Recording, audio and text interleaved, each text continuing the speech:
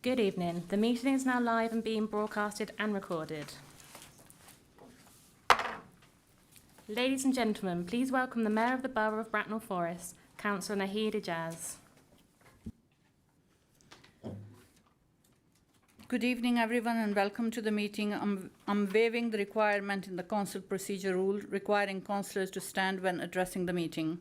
So please remain seated. The meeting is being broadcast and recorded. If there are any technical issues, please bear with us. I now declare the meeting open.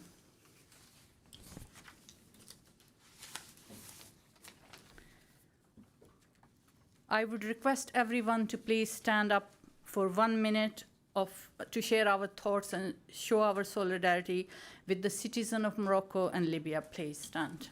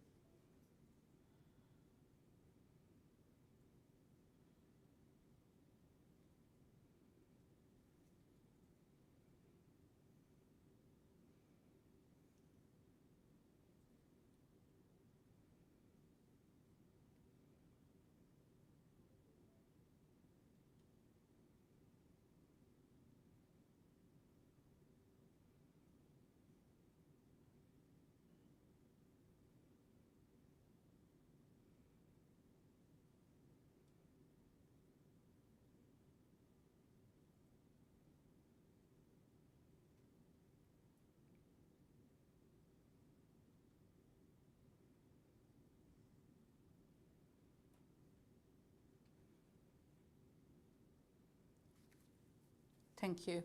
Be seated, please.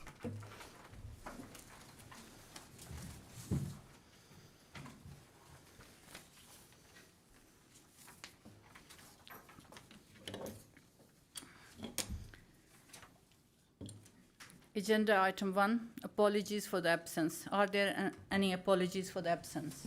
I have received apologies from Councillors Gore, Harrison, Mackenzie Boyle, Mossam, Robertson and Pickering. Thank you. Do we have any other apologies? Please raise your hands and I will come to you in turn. Thank you. I believe there are no councillors joining us online. Agenda item 2 is to recommend for approval as a correct record the minutes of the annual council meeting held on 12th of July 2023. Included with the minutes in the agenda is a letter from the Chair of the Overview and Scrutiny Commission advising the Council of the outcome of Commission's deliberation on the referral of motion on 03/2023 at the previous council meeting. Before I ask Councillor Templeton to second the motion, please indicate if you have an issue with the accuracy. Yes, Councillor Afiji. Adrian Hafji, thank you, Madam Mayor. There seems to be an error in the minutes of the second motion in agenda item 7. That's motion 04/2023. At the bottom of page 12, top of page 13.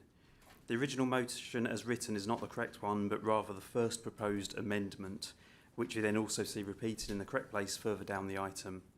The original motion had bullet numbers rather than points, and the third bullet proposed using last year's underspend specifically for CCTV cameras and signs. I think this could be just a cut and paste error or something. Thank you.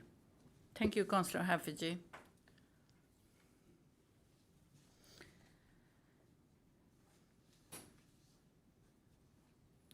Thank you. Councillor Templeton, are you happy to second the minutes as a correct record? Once that amendment has been made, yes. Thank you. Councillor Templeton, as nobody has well, they have, so there is an issue, and we have agreed to correct it. Agenda item 3, declaration of interest. The full text of declaration of interest is set out on the agenda papers at item 3. Does any councillor have a disclosable pecuniary interest or an affected interest to declare? Please also declare the nature of the interest. Nobody? Thank you. If anybody's Thank you. Deputy Mayor, has anyone joining remotely indicated that they have an interest? No? Thank you.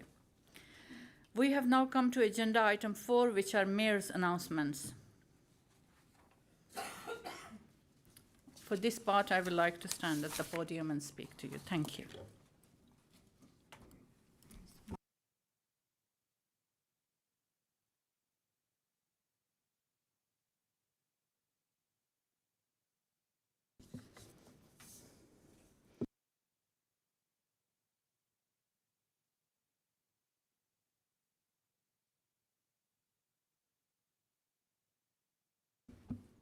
Dear Councillor colleague, yes, thank you. Dear Councillor colleague, it has been a lovely summer. When it rained in July, an Indian heat wave in September. I hope you are all keeping cool. Being the mayor is the best thing about being the mayor is that you get to be the part of the kaleidoscope of the cultural diversity in our borough and in our county. You attend British events where food comes like bird feed. They make you stand for 3 hours, but speeches are short. You attend Asian events, they sit you down, give you a feast, and make you listen to 50 speeches, and I'm still debating which ones I should queue for. Soon after the last council, I attended the supper at Bishop of Reading's house. It was lovely to meet so many leaders from across our county. When Bishop led us into a prayer, and whilst asking us to lighten our hearts and our loads, she cheekily said to put your chains in the basket as well. I almost did. After that, I attended the Fun Fest with the looked after children and their foster parents, and I met some amazing young people. I was rubbish at archery, but they were very good teachers. I met so many aspiring young people who were doing so wonderfully well in their education and in their other pursuit that it really touched my heart. I decided to take some time off in August as it seemed like a quieter month. While being on my time off, I attended 7 public events and 4 meetings. One of the events I attended was Sorosi Apartments opening. Knowing that almost 70 units will be allocated for social housing was comforting, but there is a long way to go in our borough, as we are concerned that affordable housing for our key worker is really not affordable. And I am confident that this council will accelerate its plan to help the struggling families and make it possible to live in our borough. I celebrated, along with many members of the parliament, mayors and councillors, Pakistan's Independence Day and Defence Day.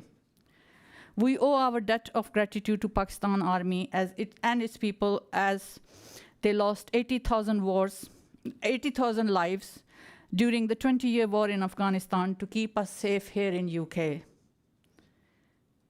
One of those people who lost their life was my second cousin's son, Captain Farhan Janjua. He lost his life in the border area between Pakistan and Afghanistan. On 3rd of September, I was joined by Mary Templeton and Janet Cochrane for the annual memorial service. It was much needed service for many of us to remember those who have left us behind. I was introduced to a young man who had lost his mother, and he found comfort in my words, as I had lost a son as well. We were all united in grief, and this remembrance was much needed. It is held on the first Sunday of each September annually, and all the councillors are invited. I request you all to at least attend it once, because that is the best place and best time to share the sorrows of our people, not our voters, not our residents, but our people. You will hear some harrowing stories and remarkable tales of healing and recovery as well. I attended the Fire and Rescue Services Award ceremony at the residence of Lord Lieutenant James Puxley's Welford Estate. Bracknell Watch Base Manager Stephen Borham, Chris Martin, crew manager Stephen Blackman, firefighter, all received long service awards, and I was really delighted to go and meet with them. Stacey Mayers from Crowthorne received the Merit Certificate. Bracknell also made it to the shortlist of the White Watch of the Year. Between Deputy Mayor Jenny Penfold and I, we have opened 4 new businesses in Lexington, which will add to the economic growth and vibrancy of our town. I am going to announce that my charity will support victims of domestic violence, and I spoke about it in our colleagues group, and some of my colleagues, they started taking the walk for the refuge. Kat Thompson, Jenny Penfold, and Kate, they all did brilliantly, and they raised money for the refuge. Tomorrow morning at 10 a.m., I'm joining wellness team for 2-mile walk in Lilyhill Park to encourage walking for the physical well-being and mental health. And it is very important to concentrate on mental health. Walking is free. Getting out in the country and getting the fresh air is very important. So I announce here today that I am going to support, through my work, all the charitable organizations that work to help the domestic violence victims in our borough, in our county. Thank you very much.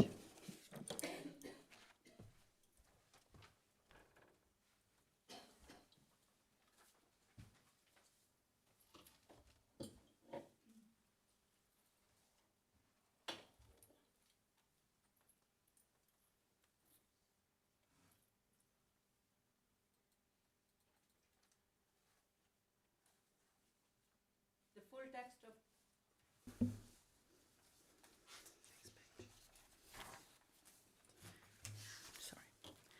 We now come to the report of executive at agenda item 5, which contains an item for recommendation regarding the revenue expenditure outturn.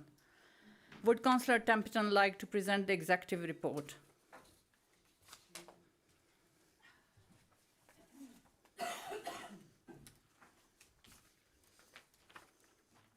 Thank you, Madam Mayor.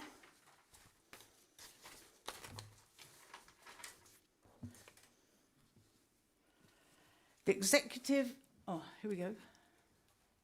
executive noted the outcome revenue expenditure for 22-23, subject to audit, was 87.06 million. You can see it on the screen now.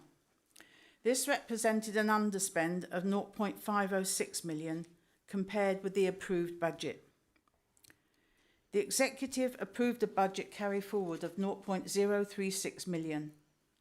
The general reserves balance at 31st of March 2023 was 11.077 million, with none of the balances required to help fund the 23-24 revenue budget. Budget carries forward of 0.036 million were approved, along with the earmarked reserves environments relating to the 22-23. The executive recommended a note to the Treasury Management performance in 22-23 as set out in Appendix B of the associated report.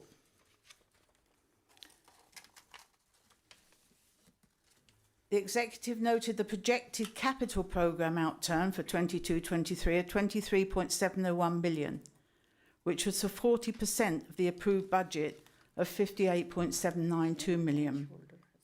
Although this was subject to change pending external audit, no significant movement was anticipated.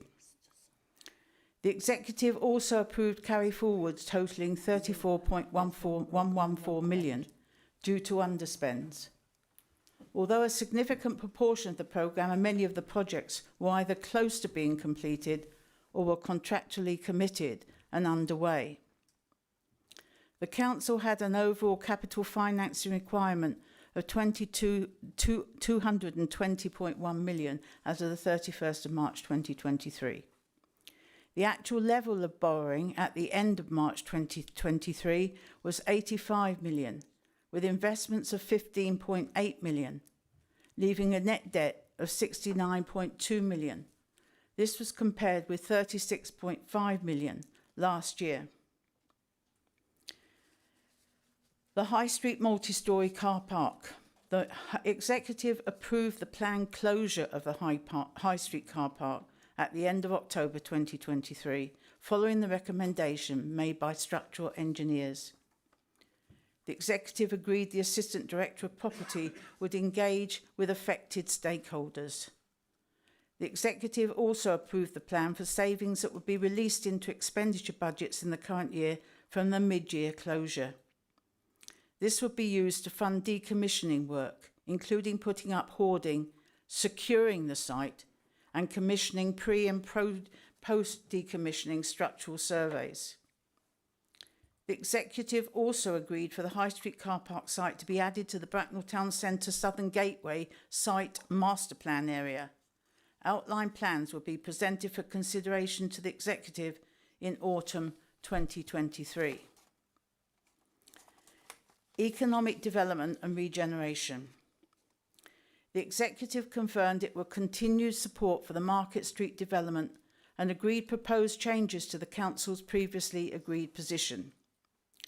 Changes included supporting a 10% increase to the Council's 50% contribution to the development costs due to increased construction costs and rephasing of expenditure.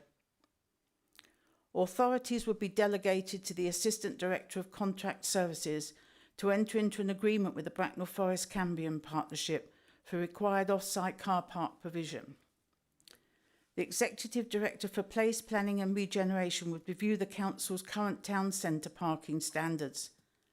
They would identify a range of future options to reduce reliance on car usage, promoting the use of more sustainable public and private transport, which aligns with the Council's climate change ambitions. Adult Social Services, Health and Housing, the Executive approved the Strategic Procurement Plan for an independent support and supported living service through a flexible framework under the light touch regime as detailed in the Strategic Procurement Plan. The Executive also agreed to delegate authority for the Supported Living Flexible Framework Award decision to the Executive Director for People, following consultation with the Executive Member for Adult Services, Health and Housing. The procurement would also ensure the Council met its statutory duties of Care Act 2014, which sets out clear expectations for local authorities. Some good news to share. Over the past few months, we've had lots to celebrate, including we hosted the borough's first ever climate change summit, a huge success. More than 130 people from local schools, businesses, town and parish councils and voluntary and charity organisations joined forces to discuss how to drive down climate change locally. We promoted a wide range of support and activities to help families through the school summer holidays, including the Holidays Activities Fund, Cost of Living Voucher Scheme and the Summer of Fun events. We held the first Support for Households event on the 4th of August in Princess Square. It was attended by hundreds of residents and saw 15 partner organisations provide cost of living support. This was taking the council to the residents, as we promised. We announced the Great First Wellness Exchange, which takes place throughout September. It will also include Silver Sunday activities to help reduce social isolation. There is to be a tea dance in the Lexicon on Silver Sunday. Celebrated a milestone in the Binfield Health and Community Centre project when Binfield Surgery relocated into the building on the 14th of August. Appointed a new operator, Age Concerned Bracknell Forest, to run the Bucklers Park Community Hub. Age Concerned Bracknell Forest will offer a range of activities and services to people of all ages once the hub opens later this year. We congratulated our young people for their exam success this summer. A-level results were in line with national averages, while GCSEs were above national averages in most subjects. Launched the Cycle September to encourage better health and more active travel around the borough.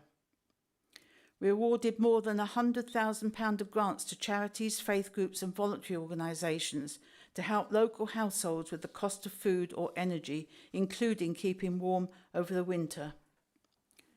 Completed the first 100 Days programme, where we helped low-income families save or receive £51,435 through council tax and welfare support grants.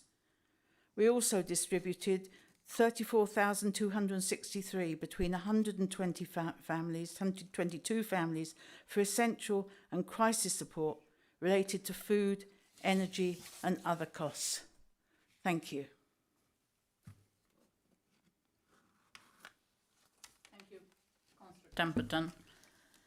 Does any councillor have any question of Councillor Templeton? Yes, Councillor Bernard. Thank you very much, Madam Mayor. Councillor Mr Templeton, thank you very much for the executive report. My question is relating to the High Street car park. Two questions really. The first is what work has been done with Shop Mobility to ensure that there still can be access? And the second question is I'm pleased to see that the site will be added to the Southern Gateway Outline Plan that will be brought before the executive. When will that plan be shared with other councillors so we can, see what's possible on that site? Thank you. They're working with the mobility to absolutely, that's got to be, Shop Mobility has got to be totally accessible and they're working together to make sure with the Shop Mobility talking together so it will be accessible even when that is being shut. And the second, and you'll be informed as soon as it's possible, as soon as we've got some decision on what is happening and the plans have been proposed, then all members will be involved as quickly as possible. Yes, please. Councillor Bernard. Thank you very much. So in terms of those plans, is that something that members will have a say on after an initial plan, so just a bit like, the council plan when we work through it, will we have a chance to sort of see what's possibly proposed for the future? It will certainly be discussed where members will have an input into those plans. Lovely. Yes. Thank you very much. Thank you. Deputy Mayor, are there any questions from those joining remotely? Can't see any. Thank you, Councillor Templeton. Thank you.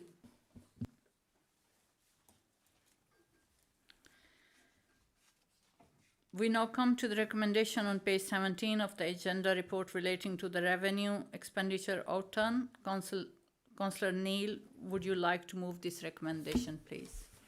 Councillor Neil, I'm happy to move recommendation at 2.1 on page 17 of the agenda. Is that seconded? Councillor Cream? Yes, Councillor Karim, I second. Thank you, Councillor Cream.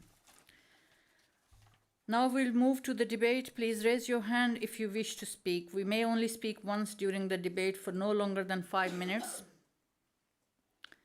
Councillors in the room will be invited to speak first. Councillor Need will have the right to reply at the end of the debate before we move to the vote. Councillor Neil, would you like to speak to the motion, please? I have nothing further to add to the report. Thank you, Councillor Neil. Councillor Cream, do you wish to speak now or reserve your right to speak later in the debate? I reserve my right to speak later in the debate. Thank you. Thank you. Does any councillor wish to speak? Deputy Mayor, are there any requests to speak from those joining remotely? No. Thank you.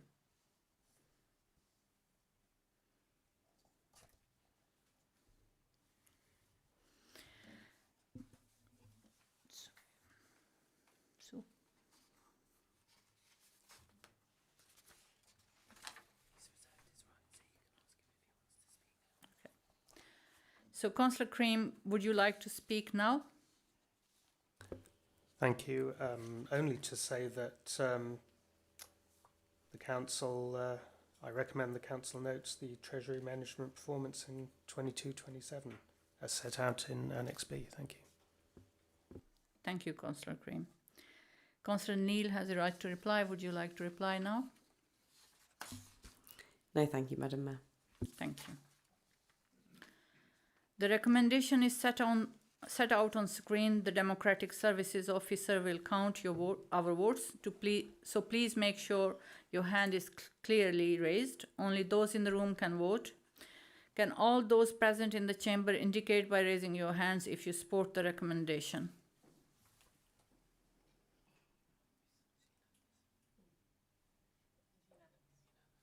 Thank you.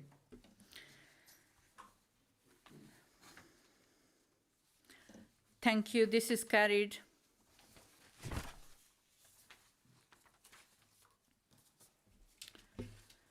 We will now come to the annual standard report at agenda item 6. Does any councillor have a question?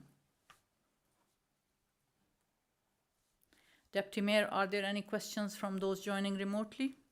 No. Thank you. If there are no further questions, Councillor Cream, would you like to make any comments about the report before us? Thank you, Madam Mayor. Just to note some highlights, I guess. So the Standards Committee was dissolved in 2016.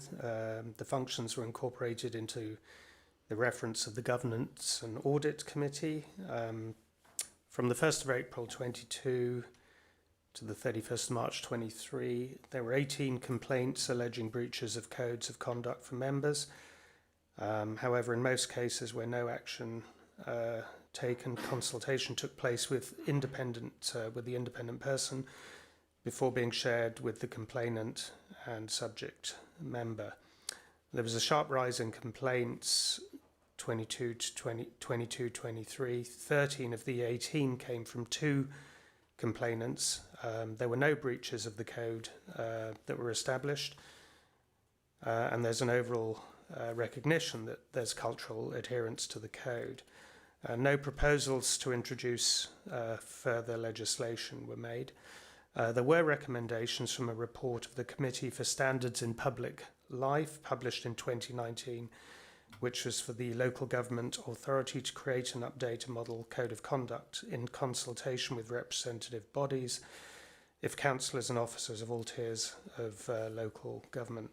The LGA published a model code in late December 2020, and individual authorities should determine whether or not to adopt it. A code of conduct panel was convened by the authority, recommending the existing code did not require significant amendments. Just minor amendments were recommended and incorporated. Those are my highlights. Thank you. Thank you very much, Councillor Cream. Does any other councillor wish to speak? No? Thank you. Deputy Mayor, are there any requests to speak from those joining remotely? Thank you. I'll take that report as noted. We will now come to the Climate Change Progress Report at agenda item 7. Does any councillor have a question of the leader? Yes, Councillor Webb. Thank you, Madam Mayor. It's not a question, it's a support. I, like many in the council chamber, have seen on the news the horrific wildfires and unprecedented, record levels of floods this summer throughout the world. Climate change is escalating and it's really depressing. This report is reassuring as it shows that we are aware of the implications. We must act now by involving our residents, businesses and schools to achieve net zero earlier than the 2050 targets. I welcome suggestions that all targets will be smart targets and are very measurable. Okay.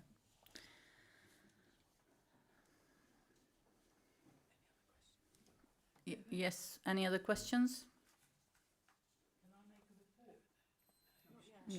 No, you have to wait. So this, actually in this part, we only ask technical questions, so I will invite Councillor Haffajee to pose his question, please. Thank you, Adrian Haffajee. So thank you also to the leader and the officers for this report, which gives us useful background to where we are with the climate change strategy. The report briefly mentions Scope 3 emissions and that they need to be further explored. I believe there are people present here and elsewhere who may not know what these Scope 3 emissions are. Would the leader be able to provide us with a further explanation of them and why are they important? Can she give us a rough idea of what sort of levels or order of magnitude they are likely to be? And is there anything she can add further in our approach to assessing them? Thank you. Thank you, Councillor Haffajee. Does any councillor... Can I answer the question? Yes, please. Sorry. Okay, Sorry, right. Mary. Yes. Scope 1 is the easy one, really. That's buildings and fleet. So from utility bills and the rest, you can access that quite easily. And that's about 1 to 2% of our emissions. Scope 2 is utilities, gas, water, electricity. Again, easy to measure and easy to access. Scope 3 is the hard one. Scope 3 is all the commission services we give. It's about the travelling of the staff to and from. It's pension funds. It's anything that's commissioned out. It's purchasing goods and how they're conveyed to the council or how they go from the council. So that is a really much more difficult scope to actually measure, but it's one that we're going to have to get to grips with in the next year, and hopefully we'll be able to accelerate, and the officers are looking into ways of measuring Scope 3 right now. Thank you. Thank you, Councillor Templeton.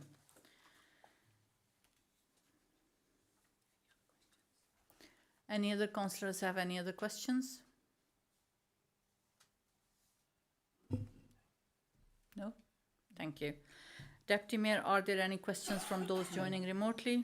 No. Thank you. Thank you. If there are no other further questions, Councillor Templeton, would you like to move this recommendation? I would indeed like to move even the recommendation at 2.1 on page 29 of the agenda. Is that seconded? Yes, Councillor Helen Purnell. Yeah, Councillor Purnell, I'd like to second, please. Thank you. Now we'll move to the debate. Please raise your hand if you wish to speak. You may only speak once during the debate for no longer than 5 minutes. Councillors in the room will be invited to speak first. Councillor Templeton will have the right to reply at the end of the debate before we move to the vote. Councillor Templeton, would you like to speak to the motion? Thank you, Madam Mayor. The previous council... Mary. You just need to put your mic on. Thank you. The previous council agreed that there should be an annual report back, updating and stating the progress made towards reaching net carbon zero by 2050, using the council's climate change strategy.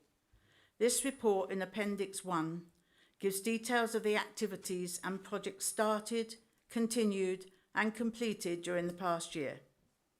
There is a lot going on, and I would like to thank the small team that coordinates all the work to enable this report to be produced. There is a one-page summary in Appendix 3 giving the work that has been undertaken and achievements to date. Appendix 2 gives data on the targets set, and this covers the period to the end of Q4.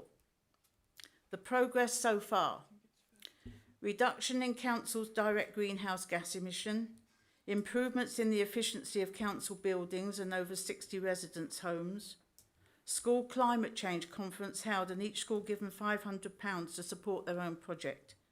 Outcomes from these will be reported at this year's conference. 20% of the flats with good dry recycling history were to have their food waste collected. This is happening to 50% of these so far, 640 flats. 1,300 new trees planted. Improved engagement with local business, parish and town councils. Improved EV charging infrastructure, 32 charging points in council car parks. There are ways forward.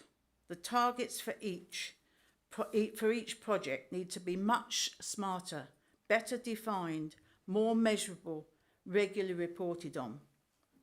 We need to continue to reduce the gas emissions in the council remit, to find ways of recording indirect carbon emissions, especially Scope 3, to access the requirements of the council housing stock, to increase collaboration with all sectors of the Bracknell Forest communities, to review this Bracknell Forest Council Action Plan, to produce an overall Bracknell Forest Action Plan to cover 24 to 28. All those who attended the Climate Change Summit showed that there is a real passion to make the changes necessary. The ideas shared at this summit are now being sent to each participant. It's about 24 pages long. Each sector will now have a working party to drive their ideas forward. A representative from each sector will join the new Joint Community Board. I would chair this, so all is coordinated, achievements shared and celebrated. I'm inviting members from all parties within this council to join the Working Party of 12 to be the sector of the council to help review the council plan. We will join the JCB, the Joint Community Board, I love that description, the JCB, to bulldoze and produce a Bracknell Forest strategy and action plan with smart, measurable targets that will also be reported on regularly, annually as well. Bracknell Forest Council is in a supreme place to influence our whole community to make these changes necessary, to lead on the acceleration of pace. We cannot afford to fail. I move the recommendation to note the progress made by the Council in relation to its climate change strategy and detailed in the annual report. I move. Thank you. Councillor Purnell, do you wish to speak now or reserve your right to speak later in the debate? Thank you, Madam Mayor. I'll reserve for now. Thank you. Does any... Yes, Councillor Bernard? Thank you. In agreeing with everything that the leader has said, I think there's one other group of people we really need to thank, and that's our residents.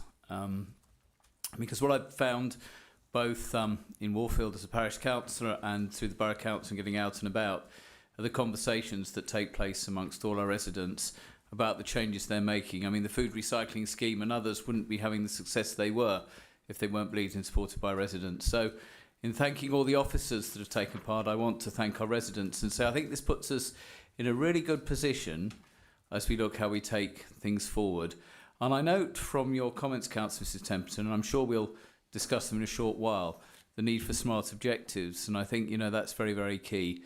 Because having had, as a group, we met with the Bracknell Climate Change Action Group, and they were very, very clear that it was those smart objectives. They weren't saying what they should be, but they were saying you need to have smart objectives. And at every opportunity, you need to make sure you hark back to that.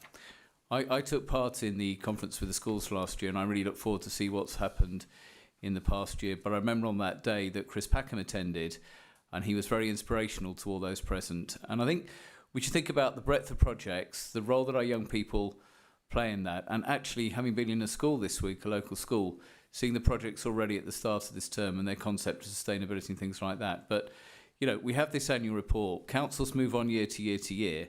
Yes, we want to sort of up the pace. Yes, we want to do more. But at least this council, at this most important point, has a report that was commissioned and started by the previous administration, which is a good starting point to take our debates and discussions and actions forward. Thank you, Councillor Bernard. Does any other councillor wish to speak? Yes, please. Thank you, Madam Mayor. I'd just like to thank the leader for her thrusting forward on this, actually. I think it's the word to say. The only thing I would say, and Councillor Ballard has said about residents, we do need to measure the targets. We need to have targets and we need to measure them because we need to convince people we're going in the right direction, because there's nothing worse than keep telling people they've got to do something when they don't understand what they're doing. So I do think somehow we've got to get much better at measuring that within this borough and showing those achievements so that people are joined up thinking. Thanks very much. Thank you, Councillor Virgo. Does any councillor wish to speak? No? Oh, yes, Councillor. Thank you, Madam Mayor. Is it Councillor Hayes? Oh, sorry. It's Councillor Brown, not Hayes. Sorry. Okay. Yes. I would like to say that we should encourage residents in general with things like we've got in the annual report, the little diagrams, little changes, big impact. We need to print that everywhere and make sure everybody knows that they can do little things that will make a huge difference if we all do them. We can put them in the local paper, in bus shelters, on bin hangers, and you name it, we should put it everywhere so everybody knows what little things they can do that will make a huge difference if we all do them collectively. And there's always a need for people to be reminded of the rules for recycling, so we don't waste our time with recycling with loads of things going in the wrong bins. We should keep that going and remind everybody there's a new generation all the time coming on and they need to learn again. So fantastic work. Let's spread the word. Thank you very much, Councillor Brown. Does any other councillor want to speak? No? Thank you very much. No one on the line wants to speak? Thank you.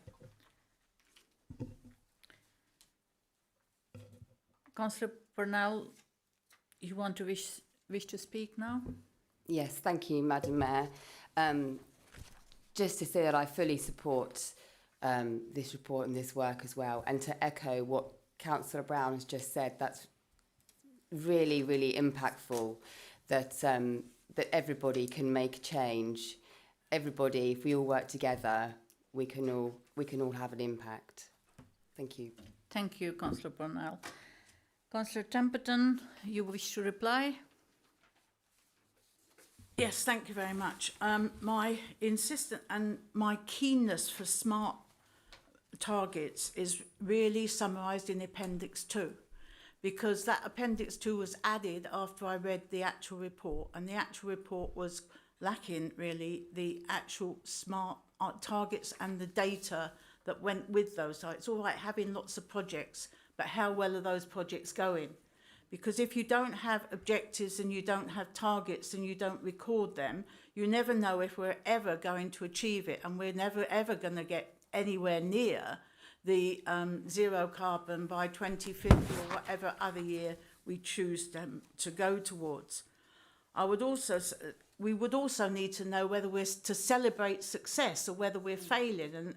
And if we fail meeting targets, then let's know why we're failing. Let's face up to it and let's move on at a faster pace or change our direction or find how we can succeed. All members should have received information on a single page sheet that they can use on their newsletters and when they're talking to residents about really good ideas to come and to help, and what the council is doing to help them reduce the carbon footprint. And I hope that will be used, because that is a way of getting to the public and also to show what this council is doing. So I think targets are essential. Targets are going to be part of this new plan, 2 new plans. One, which is the Bracknell Forest Action Plan, needs to be reviewed, and those new targets will be embedded within it.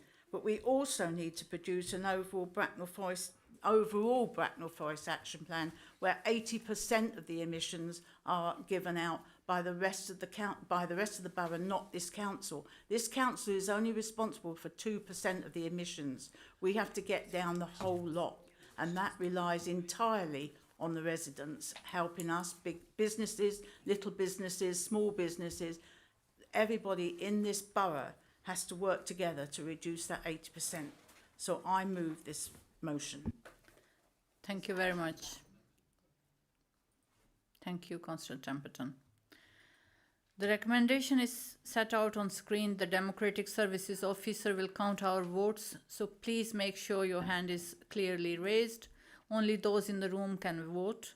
Can all those present in the chamber indicate by raising your hand if you support the recommendation?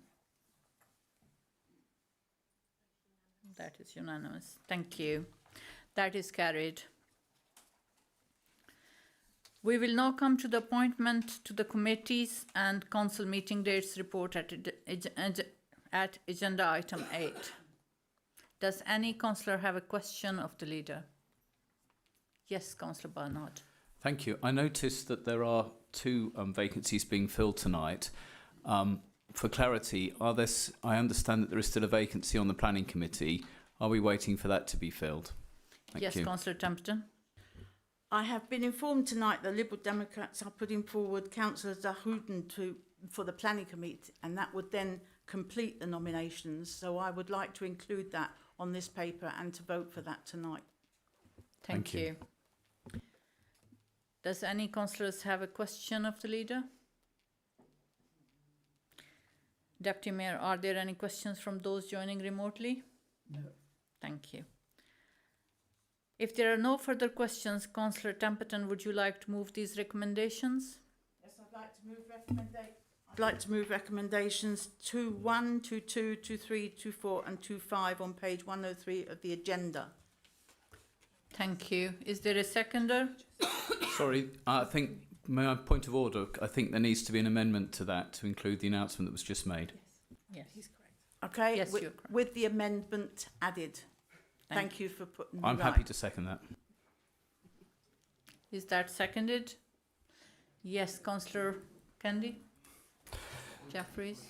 Actually seconded it. I'm already at that stage, so thank you. Oh, sorry. Beg your pardon, because I have my notes. Beg your pardon. Yes, so Councillor Bernard, would you like to second it?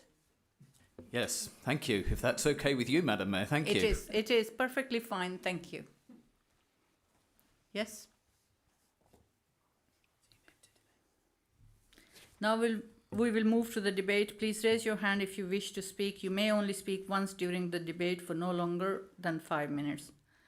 Councillors in the room will be invited to speak first. Councillor Templeton will have the right to reply at the end of the debate before we move to the vote. Councillor Templeton, would you like to speak to the motion?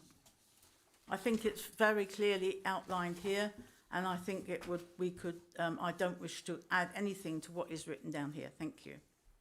Thank you. Okay. So, Councillor Barnard, do you wish to speak now or reserve your right to speak later in the debate? No, I think as it's a procedural motion, quite happy to let it rest. Thank you. Thank you very much. Does any councillor wish to speak? Does any councillor wish to speak? No? Thank you. Deputy Mayor, are there any requests to speak from those joining remotely? No. Thank you. Councillor Bernard to speak if he hasn't already spoken, so would you like to now? To the relief of my group, I'm not speaking, Chair. Madam Mayor, thank you. Thank you. Councillor Templeton has a right to reply. Would you like to reply now? No, I've nothing to add to the paper presented with the amendment that was agreed. Thank you very much. The recommendation is set out on screen. The Democratic Services Officer will count our votes, so please make sure your hand is clearly raised. Only those in the room can vote. Can all those present in the chamber indicate by raising your hand if you support the recommendation? That's unanimous and that's carried. Thank you, Hannah.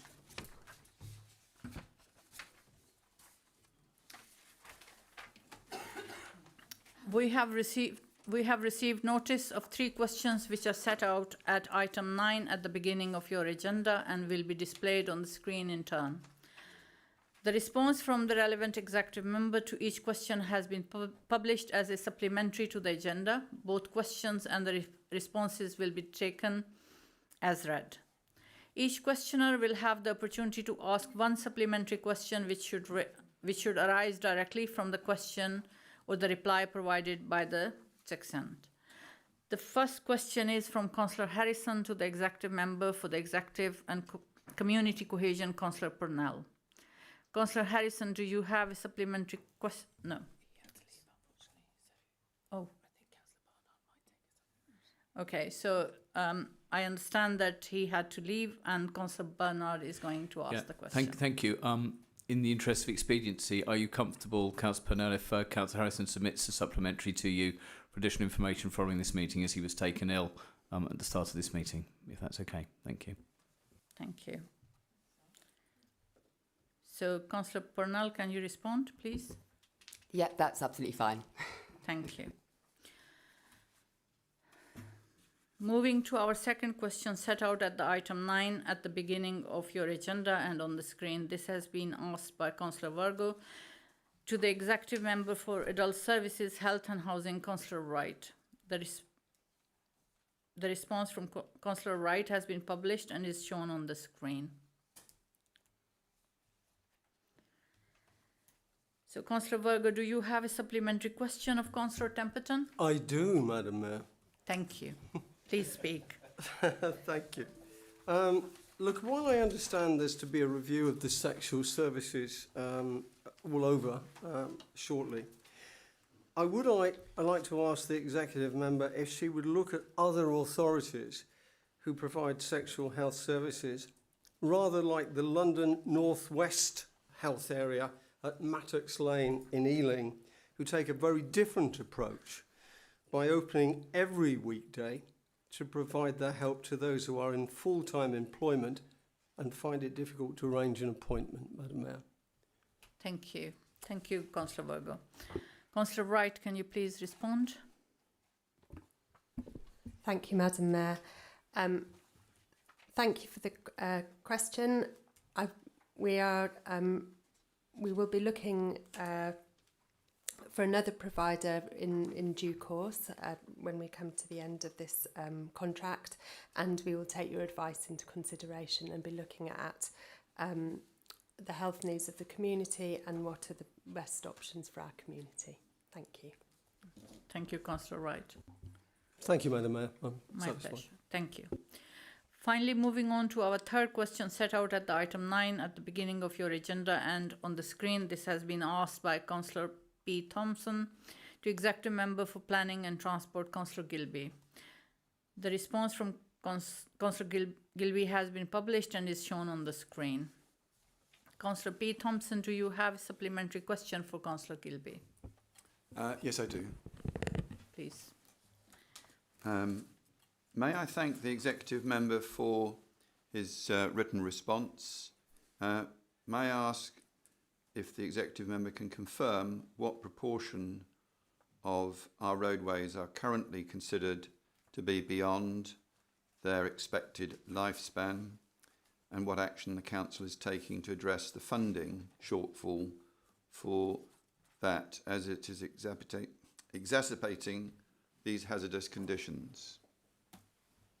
Thank you, Councillor. Councillor Gilby, can you please respond? Thank you, Councillor Thompson.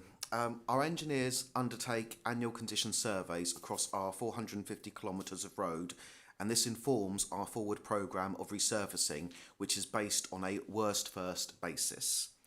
Whilst many candidate roads will be visibly in poor condition, others will be less obvious, for example where structural weaknesses occurred. This is why a data-led and responsible approach is important. Currently, over 11% of our overall road network is in a condition which requires resurfacing as it has reached the end of its useful life. This figure matches the average for England and Wales.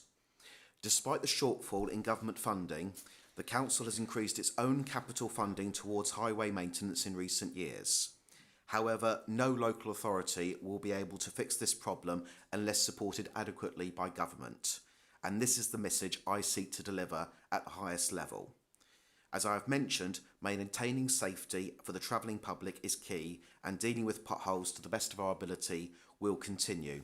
I would further add that I recognise that the new councillor for Owlsmore and College Town has proved himself a passionate advocate for his community. His emails to me on behalf of his residents is a testament to that, and I'm quite happy to meet up with him after this to discuss any specific examples that he wishes to convey from his ward, and I'm indeed quite happy to go down for something of a field trip where I'm sure he will be able to show me some of these bits in evidence. Thank you. Thank you very much.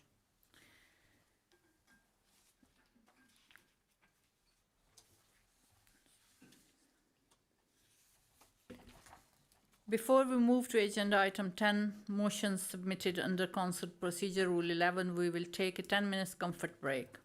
Please stick to the time and return here within 10 minutes. Thank you.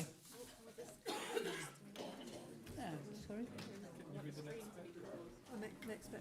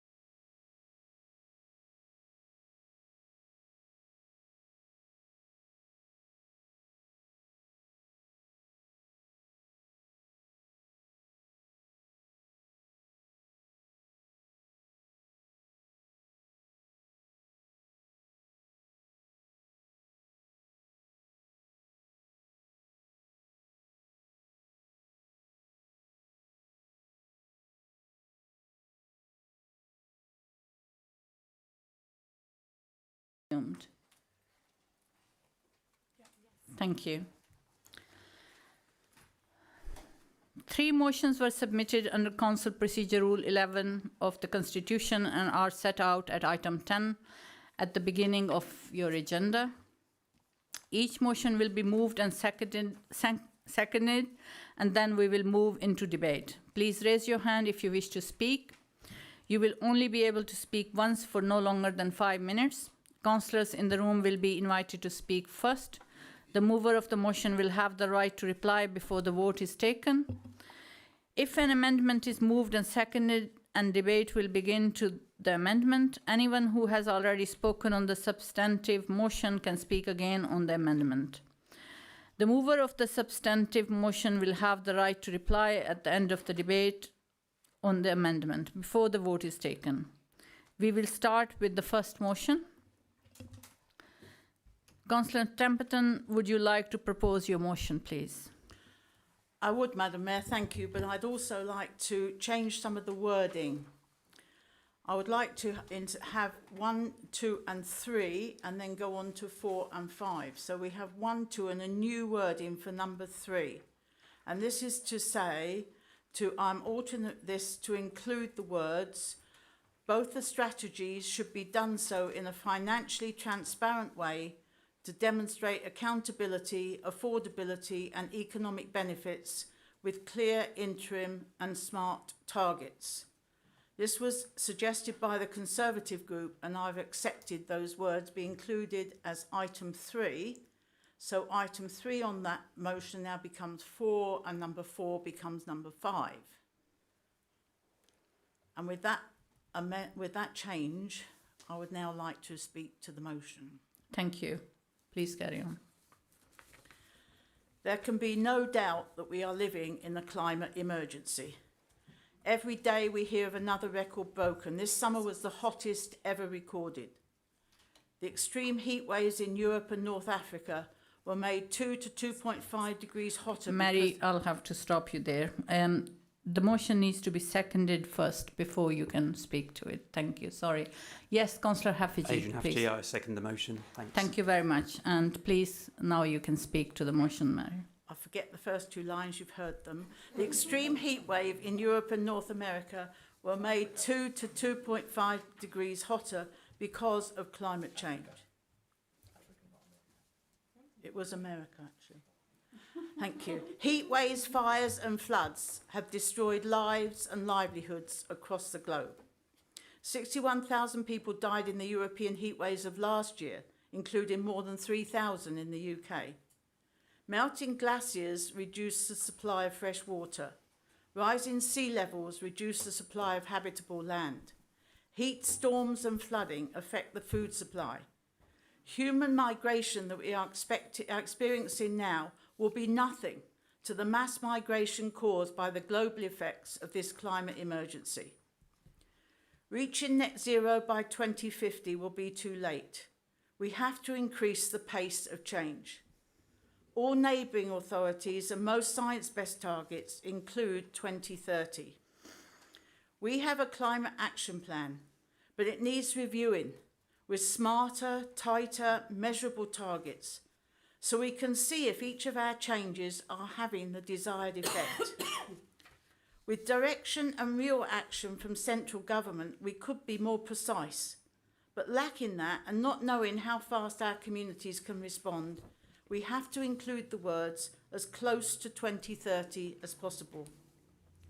The Climate Summit in July showed there is a real passion and commitment to move on this and to change. We need to cascade this so all our communities get involved. So we will work with representatives from different sectors throughout Bracknell Forest to develop a Bracknell Forest community climate emergency strategy with the aim to getting Bracknell Forest to net zero again as close to 2030 as possible. Funds will be needed for decarbonisation projects, and I do not think we can rely on funds from central government. Some authorities are already raising their own funds through resident investment schemes. The residents invest and get a return on their investment, and the profits are used for decarbonisation projects. We need all residents to buy into and support greater biodiversity. We often say that when we see a first swallow, we know summer is here. Without insects, our swallows of summer will not return. Some of our species are in crisis. Reviewing the Biodiversity Action Plan to include annual audits will help us monitor change and help us celebrate the successes. Residents can join the audit, take ownership. At the end of each council and executive report, we presently have a disclaimer that this work has not had any effect on the carbon dioxide emissions. This will be challenged to include Scope 1, 2 and 3 emissions, and also the effect on biodiversity. This will help us monitor the number of trees and bushes removed, planted, and areas of rewilding expanded. It is essential we get on board with this. It's essential we move fast. I move the motion in all its entirety. Thank you, Councillor Templeton.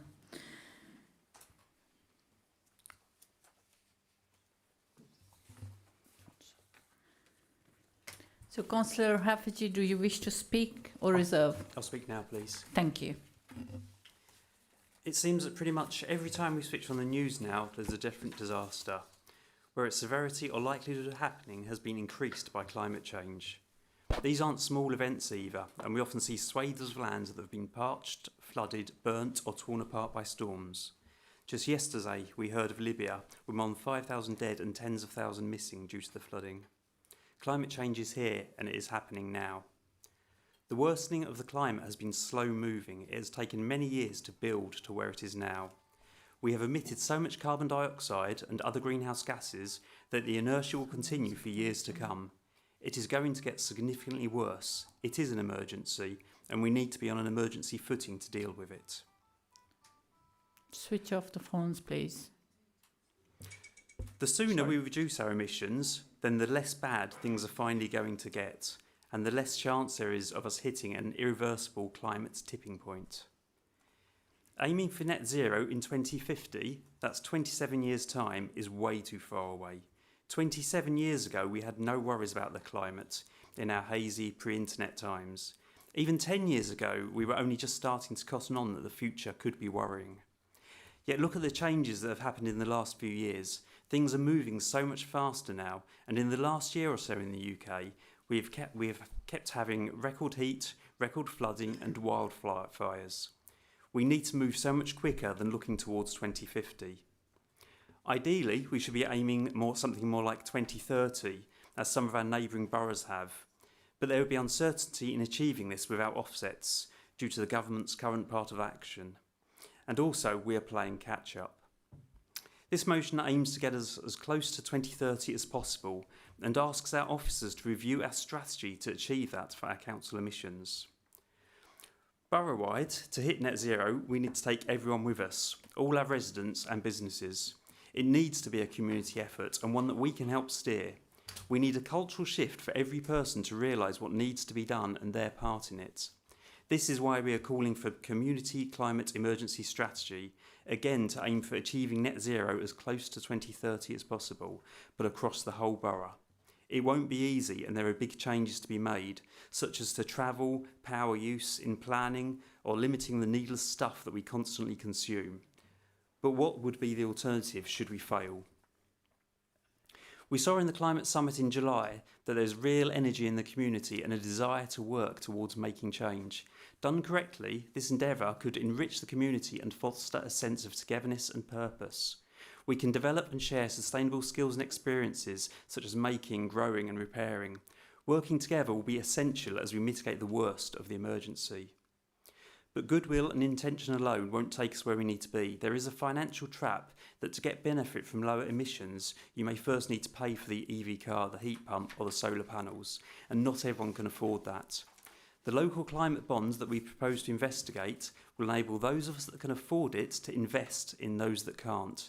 It is a community coming round and helping each other, be it through affordable loan for EV taxes, local power generation or learning sustainable skills and so on. A number of other councils already have such bunds, and they work. Lastly, we turn to nature. It has never had to react to the scale and breadth of the emergency that we are putting it through, and in the time frame that we are doing it. The last point in this motion is to help us understand what the effects to nature is going to be with the upcoming changes, and to enable us to recognise that we need to do to protect the natural environment that is our life support system. This motion acknowledges that we are in a climate and biodiversity emergency and provides initial steps that we can use to lessen the effect. We need to act, and fast. Thank you. Thank you, Councillor Haffiji. Does any councillor wish to speak?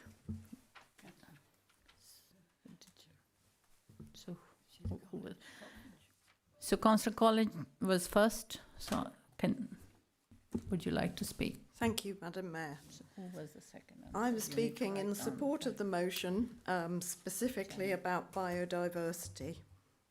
Biodiversity is essential for the processes that support all life on Earth, including humans. Without a wide range of animals, plants, and microorganisms, we cannot have a healthy ecosystem that we rely on to provide us with the air we breathe and the food we eat. Nature is also essential for people's mental health and well-being, and also physical. And our social prescribing programme often includes outdoor activities. The UK, especially England, is one of the most nature-depleted countries in the world, and more than 1 in 7 species here face extinction, and more than 40% are in decline. This is due to our long history of industrialisation and land use changes over hundreds of years. One of the biggest impacts on UK wildlife has been the intensification of agriculture over the last 50 years. But now climate change is also impacting our wildlife through habitat loss and our unpredictable weather, which is affecting food availability for animals. The Lawton Report of 2010, the result of a government-commissioned Making Space for Nature review, concluded that England's wildlife sites did not comprise a coherent and ecological network, and encourage us to make space for nature by creating bigger, better and more joined up sites. 10 years later, the review panel acknowledged the policy impact of their report, but noted there had been far too little practical progress. Pollinators are in decline and struggling for many reasons, including the use of pesticides and herbicides and a loss of wildflower meadows. Who can remember having to scrape insects off car windscreens and headlights after a summer journey? This just does not happen anymore. Hedgehog numbers have plummeted by half in the UK since 2000, as gardens become increasingly wildlife unfriendly, with paved over driveways and astroturfed lawns becoming commonplace. 30% of birds are threatened with extinction, and our rivers are polluted, as we've already discussed. Roads fragment our wildlife habitats, and motor vehicles are a major cause of air pollution and wildlife fatalities and casualties. We often look to reduce our environmental protections for short-term gain. This council has actually been considering biodiversity for some time. We have employed a biodiversity officer for many years. We have a second, possibly third revision of our biodiversity action plan in place, and a new version is currently being developed. The Bracknell Forest Nature Partnership gives local people interested in wildlife the opportunity to discuss local issues, share ideas and get involved with protecting wildlife within the borough. And this guides action towards achieving the targets of the Bracknell Biodiversity Action Plan. Some other councils are not so well advanced. However, our activities around biodiversity and its links to climate change can be quite low-key. A biodiversity emergency will enable us to take action. We will determine a biodiversity baseline and then monitor change annually to ensure our biodiversity action plan is producing positive results and our other council activities are not negatively impacting biodiversity. And we can use our network of volunteers to help us do this. We can educate and encourage behaviour change, not just in residents, but in businesses and other stakeholders too. We will consider adding all species which are at risk in Bracknell Forest to the priority species list in an approved biodiversity action plan. And we can consider developing areas of green space specifically for wildlife and away from the public. We will recognise and publicise the biodiversity improvements which can also help mitigate the impact of climate change. Work is clearly underway in Bracknell Forest, but I believe there is so much more we can do. Thank you.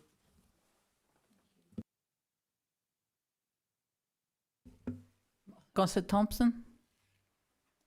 Oh, sorry. It's okay, not a problem. Yes, please. Yeah, so, Councillor Forster, we will be supporting this motion. However, we do recognise that you can't completely separate politics from the climate emergency. And we all need to take some form of personal responsibility for how we vote today. People will look back and hopefully see this as almost like ground zero for Bracknell Forest and see how we voted in years to come as we chart a path which hopefully leads to our part in tackling the climate emergency. And with that in mind, we move, Madam Mayor, to request a recorded vote to show that how we as a group did vote tonight on this subject. It is that important. Thank you. Thank you, that's fine. So I had a couple of other hands. Councillor Frost? No, it was here first and then I'll come to you. 1 minute. Yes, Councillor Frost? Thank you, Madam Mayor. Councillors Templeton, Hafji and Collins have spoken brilliantly in favour of the motion, and I think there's a danger of anything that I say contributing to hot air pollution. So I'll keep my comments quite short, but I'd like to wholeheartedly support the principle of the motion and take the opportunity to thank the Leader of the Council for demonstrating the utmost commitment to tackling climate change by assuming climate change the portfolio within her leadership and by hosting the incredibly successful Climate Change Summit that brought together local businesses, community groups and public services. She's working non-stop and this is a huge commitment, so that's brilliant. And I echo the thanks that Councillor Barnard gave to the residents as well for taking pride in Bracknell Forest Borough, recycling, promoting sustainability in so many ways. I would also like to thank and commend the previous administration for their work, including particularly the food recycling scheme that is proving very successful. Councillor Hayes in particular. I hope that we can move further and faster, including by extending food recycling opportunities to residents of flats across the borough and for those that currently don't have the opportunity to do so. Recognising the need to tackle climate change and its worrying impacts is something I think we are all in agreement on in the council, as there is simply no denying the scientific consensus as raised by previous councillors. Local councils, especially unitary authorities like ours, that take responsibility for nearly all services, are brilliantly placed to bulldoze, as Councillor Templeton would say, carbon emissions. And local councils of all political persuasions have already taken a lot of action across the country, with over 3/4 of them declaring a climate emergency already to inform their targets and plans. Examples in our local area include Wokingham, Reading and Windsor and Maidenhead that have all done so in 2019. And it's especially vital to adopt this motion now to leave a livable community in the future for especially our youngest residents in Bracknell, who will live with the consequences of our actions for the longest. Even though by February this council will no longer have any councillors under the age of 30, sadly, that doesn't mean that we can't take action now to improve life for everyone in our community. So I think we can and will improve on the 2050 target by setting it for as close to 2030 as possible. So I look forward to all of us across the council doing our bit to support efforts to meet smart, measurable targets. A particular area of interest personally is that transport forms the second largest set of emissions in the borough behind domestic use. So I'm particularly enthusiastic about efforts to make public transport a viable and sustainable alternative to car use within the borough. So thank you. Thank you, Councillor Frost. Councillor Bernard, please. Oh, okay. Councillor McLean. Thank you, Madam Mayor. Can I begin by thanking the proposer and the seconder for accepting the amendment to this motion? I think we all recognise the urgency and vital importance of delivering a robust response to climate change. We must remember that we're merely temporary custodians of our planet and have a duty and a responsibility to deliver a better world for the generations that come after us, let alone the other creatures that share Earth with us. Bracknell Forest by name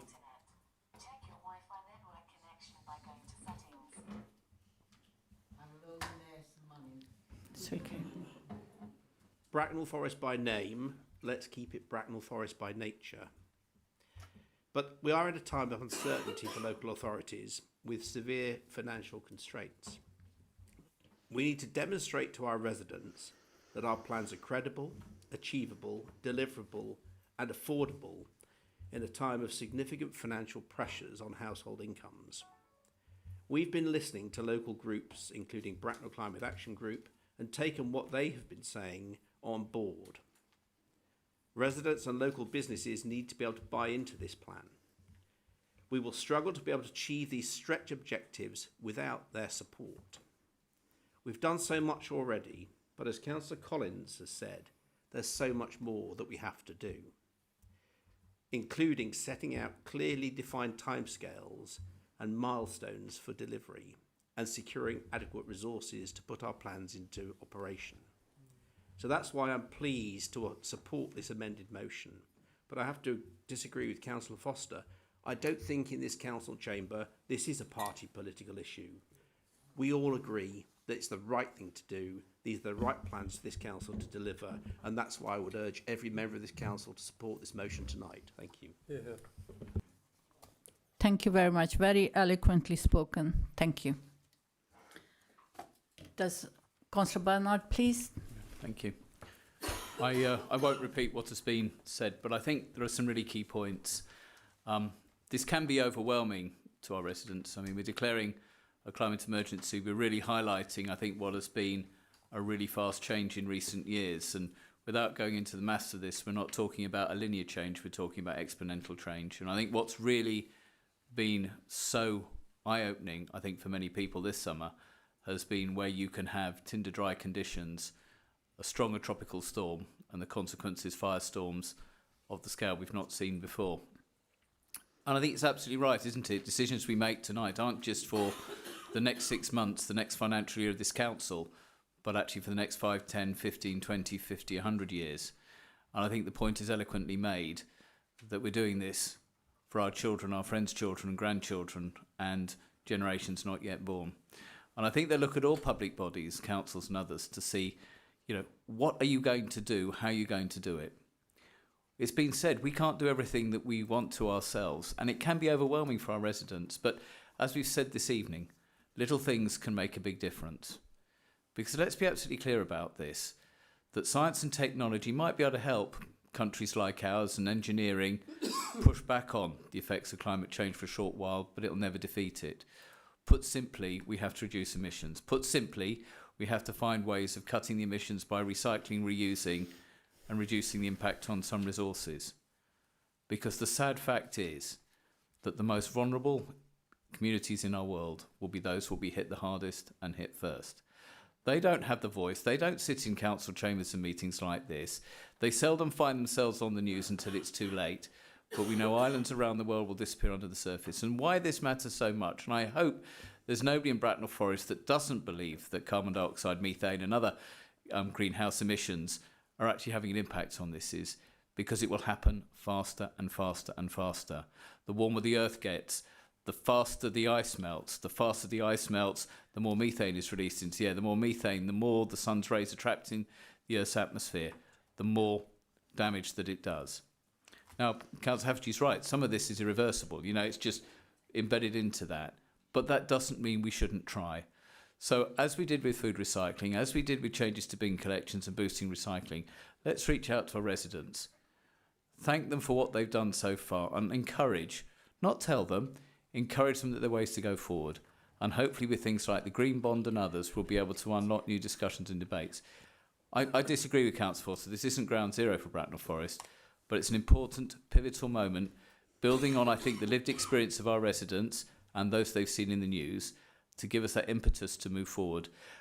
We talk about 2030, but I'd like to ask the Leader of the Council, I think also we should be looking at 2027 as well. You know, we're going to have a council plan. Where will we be in 4 years? Where's that trajectory? A lot will change. Things we want to do now might not happen. Things that have yet been thought of might be important. But what I would say is, let's get on this journey. Let's pull together on this. Huge experience. I look forward to working with the Leader of the Council and others to push this forward.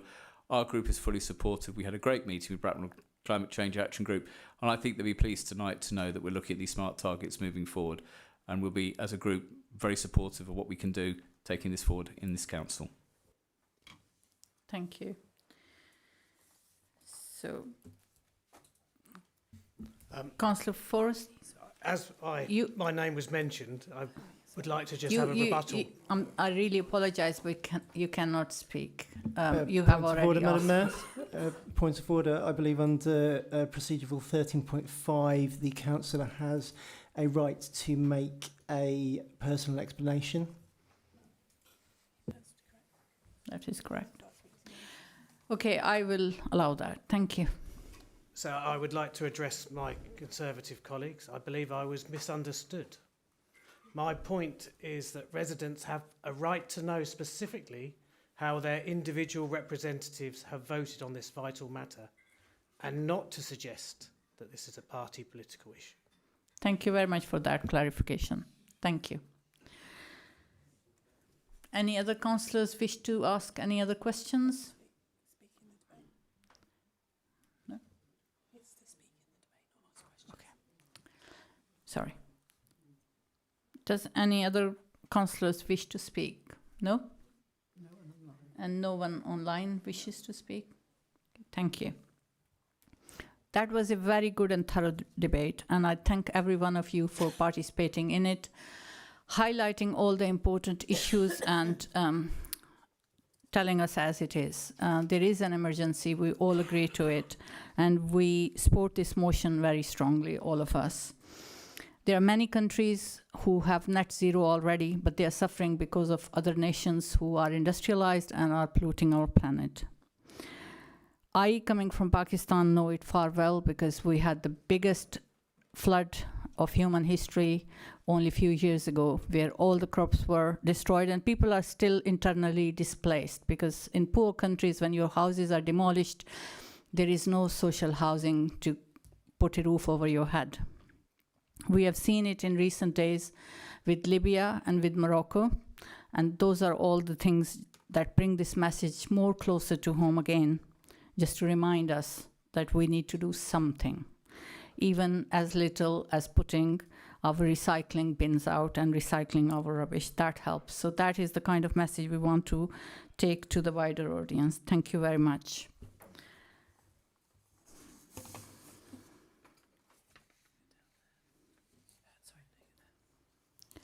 Councillor Templeton, do you wish to sum up?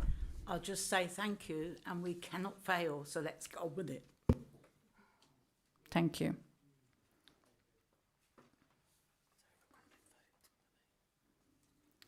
So, recorded vote is requested. The motion is set out on screen for a vote.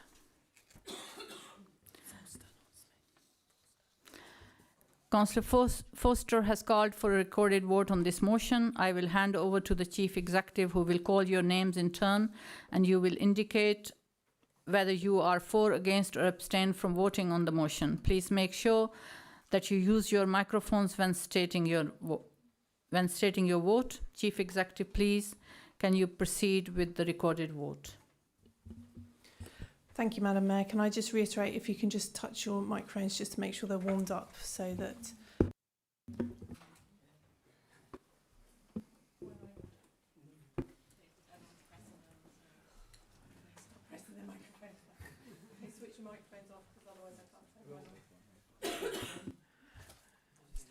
Okay, great. Thank you for warming your mics up. Okay, I will... I will go in alphabetical order. So, Councillor Allen. 4.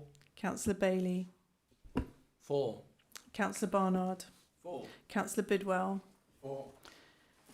Councillor Brown. 4. Councillor Cochrane. 4. Councillor Collins. 4. Councillor C. Eberle. 4. Councillor T. Eberle. 4. Councillor Eggleston. Oh, sorry. Councillor Ejaz. 4. Councillor M. Forster. 4. Councillor S. Forster. 4. Councillor Frewer. 4. Councillor Frost. 4. Councillor Gilby. 4. Councillor Haffergy. 4. Councillor Hayes. 4. Councillor Jeffries. 4. Councillor Karim. 4. Councillor McLean. 4. Thank you. Councillor Neal. 4. Councillor O'Regan. 4. Councillor Penfold. 4. Councillor Pennell. 4. Councillor Smith. 4. Councillor Temperton. 4. Councillor C. Thompson. 4. Councillor P. Thompson. 4. Councillor Virgo. 4. Councillor Watts. 4. Councillor Webb. 4. Councillor Welch. 4. Councillor Wright. 4. And Councillor Zahuruddin. 4. Thank you. I haven't missed anybody. Checking. No, thank you.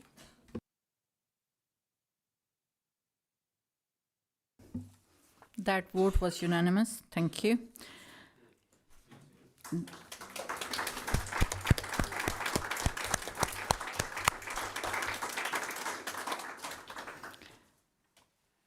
The motion is set out on screen for a vote. We've just done the vote, haven't we? Yep, we've done that. Okay, sorry. So here. Okay, so now we'll move on to the second motion. Councillor Smith, would you like to propose your motion, please? I would like to move the motion as put in the agenda. Thank you, Madam Mayor. Thank you very much. Councillor Eberle, do you second the motion? Madam Mayor, I second the motion. Thank you very much.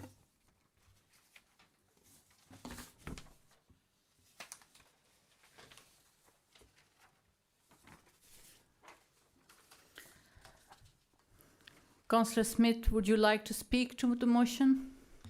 Yes, thank you, Madam Mayor. Thank you. Proceed.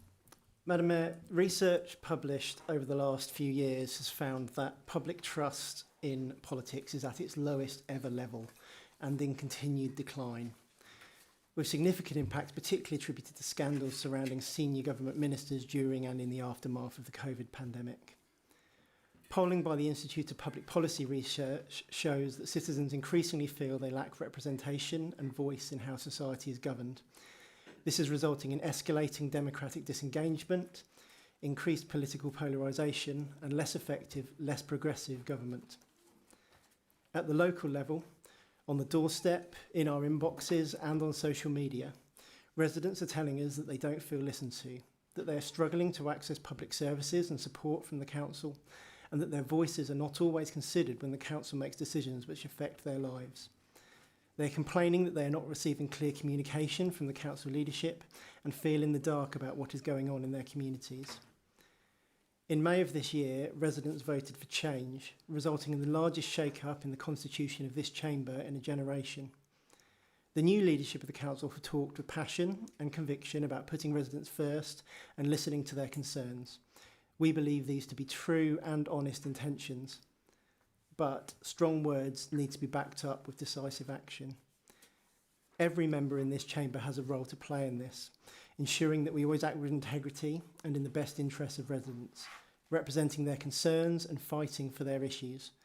But this is particularly true of our executive, with executive members responsible for making many significant decisions which directly affect residents in a wide range of ways. This motion therefore calls upon the new executive to report back to the council on concrete, practical measures to enhance resident engagement and give residents a stronger, genuine voice in the council's business, ensuring these principles are sufficiently prioritised and are not forgotten. Thank you very much, Councillor Smith. Councillor Abley, do you wish to speak or reserve? I wish to reserve at this point. Thank you, Madam Mayor. Thank you very much. Does any councillor wish to speak? Yes, Councillor Penfold. Okay. I agree. Councillors should be open, supportive of our residents, build communications and encourage community cohesion. This is the heart of our job. For this reason, I support this motion. On a ward level, there should be regular opportunities for meeting in surgeries where issues can be raised, advice sought, or just an opportunity to chat and us to listen. In Hanworth and Birch Hill, we hope we've continued on some of the liaison that was going on before us. I hope we're beginning to establish this with regular surgeries, involvement with community street, schools and the like. We must listen to our feedback. We've already heard Mary talking about the local events, Mr. Councillor Temperton talking about the local events that's in the centre of town, which she has helped bring information to the people of Bracknell.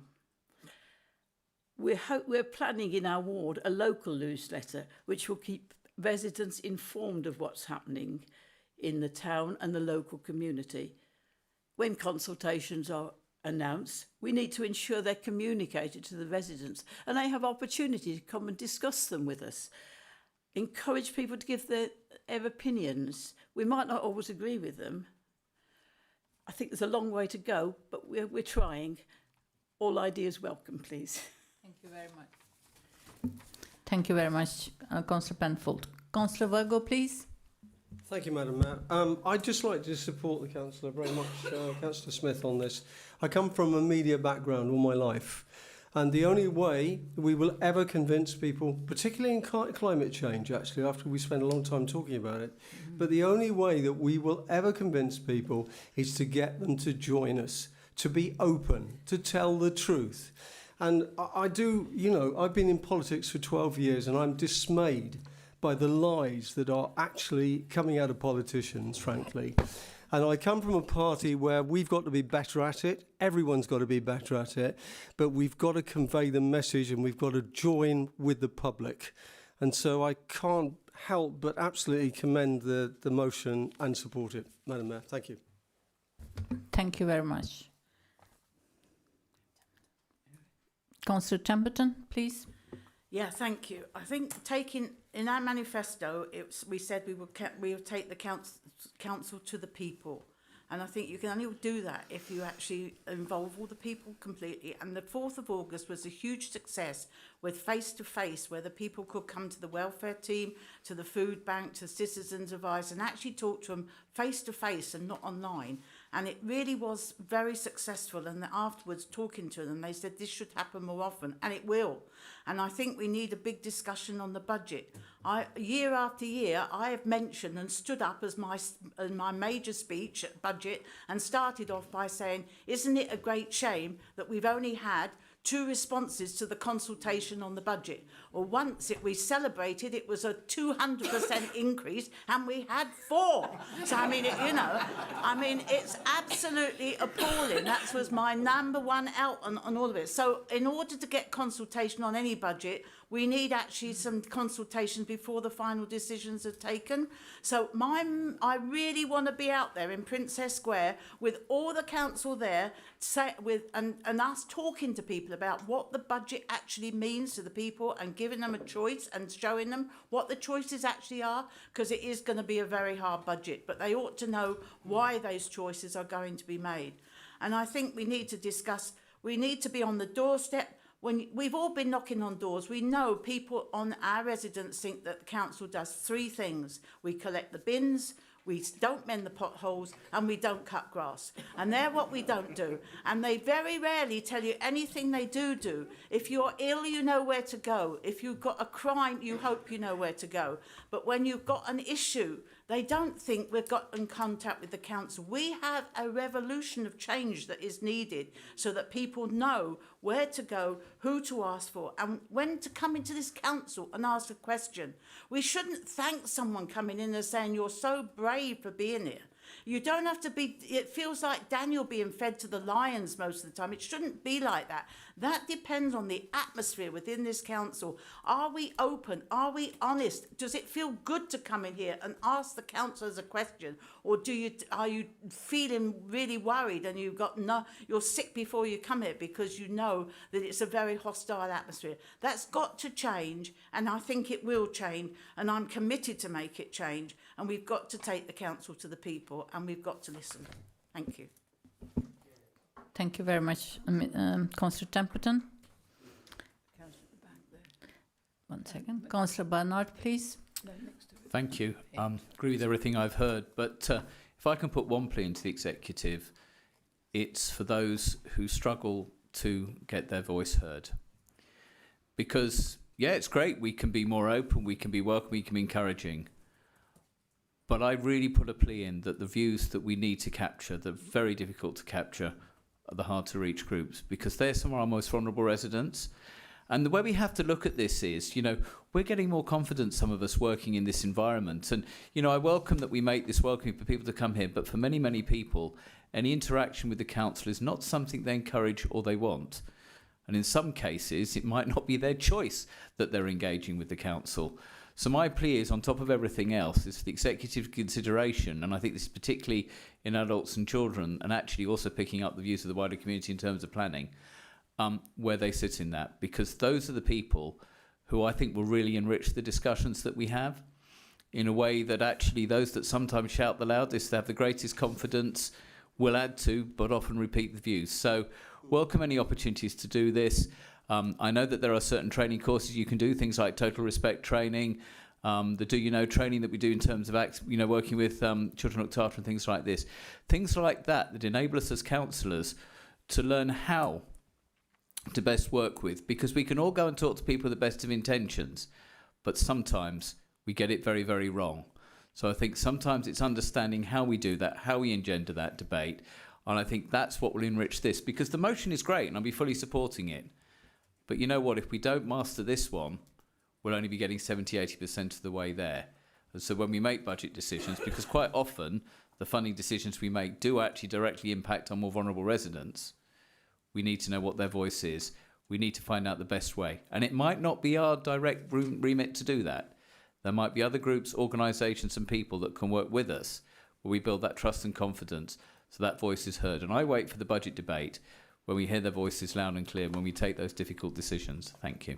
Thank you very much, Councillor Barnard. Councillor Bidwell.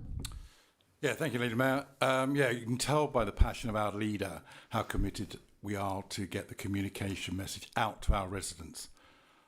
I've been a councillor now for quite a few years, and in surgeries, I'm staggered at the lack of knowledge that our residents have about the council, and we all in this chamber deal with quite a lot of casework, and again, they don't come to the council first, they come to us, and we have to divert them. So I would like to see a number of things happen. Firstly, what's already in train is a communication strategy, which we're working on to try and reach those very parts of the community that can probably help the most, those with the loudest voices who haven't actually been engaged. Once you engage with them, then it's almost a case, not ask what we can do for you, but what can you do for us as a partnership. Secondly, going back to understanding what council does, I would like to see more road shows in the community, similar to the ones we did about the welfare issues, the services that could be delivered, so that we can then almost showcase what the council does and have that supported by the council members. There's a lot of things we need to do, but 90% of what we do is about communicating. but we can't see that evidenced in the responses that we get from our residents. We need to work on that really, really hard so that everybody knows exactly what we're doing when we're doing it. So fully support this motion. We need to do more, and I think it's something that everybody in this room should help with. Thank you, Councillor Bidwell. Yes, Councillor McLean. Thank you, Madam Mayor. I agree with everything that's been said, so I won't repeat that aspect of it. But what I did want to say, which is slightly different, is that local authorities do have financial constraints, and some local authorities are moving towards 4-day weeks and other arrangements which give the staff much needed respite from the heavy workload that many of them have to carry. My concern is, and I think it's reflected in this motion where we talk about improving working arrangements, any change that the council makes to working arrangements that benefit its staff have to be very carefully weighed against the needs and the interests of our residents for whom we're all working. So I would suggest that in devising any strategy for this council, we think very long and very hard about mechanisms that benefit the staff, but mean that on a Friday afternoon, somebody who's in desperate need of support for housing or desperate need of social services support, there is somebody to pick up the phone and address their concerns, say, I'm listening to what you're saying and we are going to take action. And I think that goes part and parcel in elected members stepping up and delivering a coherent strategy to residents, but working in partnership with our officer cohort and our staff to make sure that residents know that when they contact Bracknell Forest, someone will be listening and be there to talk to them. Thank you very much. Any other councillors wish to speak? Yes, Councillor Brown. Thank you, Madam Mayor. Something that Mary and Councillor Temperton and I raised some time ago was the lack of action on all the consultations that are presented on the public website, lack of engagement from residents. It always seemed to be hidden. These days the consultation portal is available on the front page of the public website, but still there's not much engagement. Those who are not brave enough to attend things should be encouraged to engage with the consultations, at least that we have on the website if they're able, and some of course won't be able, won't have that access. But we need to make, I believe we need to make the consultations on the website more attractive, perhaps, and the current one that's going on only has 12 days left, is a consultation on the council's social media efforts. So I'd encourage everybody to respond to that with urgency. We need to know what everybody thinks of the Bracknell Forest social media and have their comments in order to make improvements or changes that will benefit everybody. Thank you, Councillor Brown. Is there anybody who wishes to speak? No? Thank you. Good.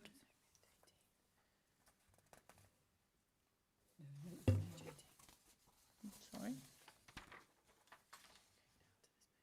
Okay. Okay. So is there anyone joining online wishing to speak? No. No?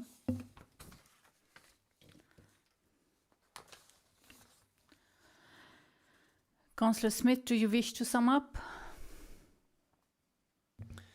Thank you, Madam Mayor. Just to point out procedurally, I believe Councillor Burley should be given an opportunity to speak at this point, although I don't believe he has anything he wishes to say, so I will proceed. I would just like to thank the members from all political groups across the chamber for their support of this motion, those who have spoken in support. I believe quite strongly that residents are not particularly interested in the type of political gamesmanship that can sometimes afflict this chamber and many others like it around the country, and it's very encouraging on a motion like this to see such cross-party support and to see members from all political persuasions getting behind it for the benefit of our members. I would particularly like to thank the Leader of the Council, Councillor Temperton, for her passion and conviction, for standing up and listening to residents. And I very much am glad that she is the Leader of this Council at this time and brings such passion and vigour to that for all of our residents. So thank you very much, Councillor Temperton. I have nothing else to say. Thank you. Thank you, Councillor. Okay, the motion is set out on screen for vote. A democratic services officer will count the vote of councillors in the room, so please make sure your hand is clearly raised. Only those in the room can vote. Can all those present in the chamber please indicate by raising your hand if you support the motion?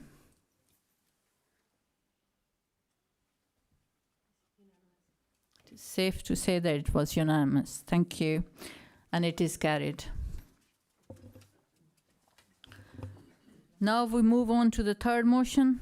Councillor Barnard, would you like to propose your motion, please? I'd like to propose the motion, but I'd like to notify the Council of an alteration following a very helpful conversation with the Leader of the Council. And actually, I believe that the altered wording, I think, actually increases the strength of the motion. So it's essentially to replace the word underpin with be an essential objective. So if I think the wording appears on the screen, hopefully by magic, it will show the altered wording. Oh, it says it. Oh, yeah, it's appeared there. So, yes, if we can just see there in the last paragraph, you've got the word underpin. That should be replaced with be an essential objective. Yes, yeah. I am seconding it. I agree with that. And that's seconded by. Thank you. So it has already been seconded by Councillor McLean. Yeah. Councillor Bernard, would you like to speak to the motion? Yes, thank you very much. I proposed this motion this evening because it struck me that as we're preparing a new council plan, that really being clear about promoting positive health and emotional well-being and mental health is absolutely key. And I think it comes on the back of both COVID and, of course, the cost of living crisis and the impact that I think has had on many of our residents. And it was interesting, actually, the day after we submitted this motion, I was listening to a report about the mental health of young people in places up and down the country, and I think in Bracknell Forest it was somewhere like 39% of our young people had reported emotional well-being or mental health issues. And that's a staggering percentage. And what I wanted to do with this motion was to really, I think, reflect on a journey that communities have been in individuals.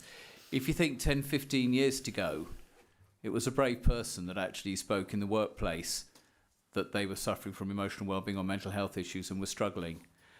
And that in turn made it very difficult for those people to get help and support. But here we are 10, 15 years on, and it's okay to say that you're not okay. And for many people, accumulation of things in their lives, for young people, the pressures of exams, social media, body image, the processes that you go through as you grow up, all bring to bear on that. And the real tragedy is that poor emotional well-being and mental health, in worst cases, it destroys lives. But in many other cases, it actually stops people fulfilling their full potential. If you look in our schools, the number of students, particularly teenage girls, who, when they hit a certain age, really struggle with this. But more worrying is the number of teenage boys that still feel it's very difficult to talk about. And you only have to look at the suicide or attempted suicide rates in young men in particular to realise that there's a lot of unaddressed needs.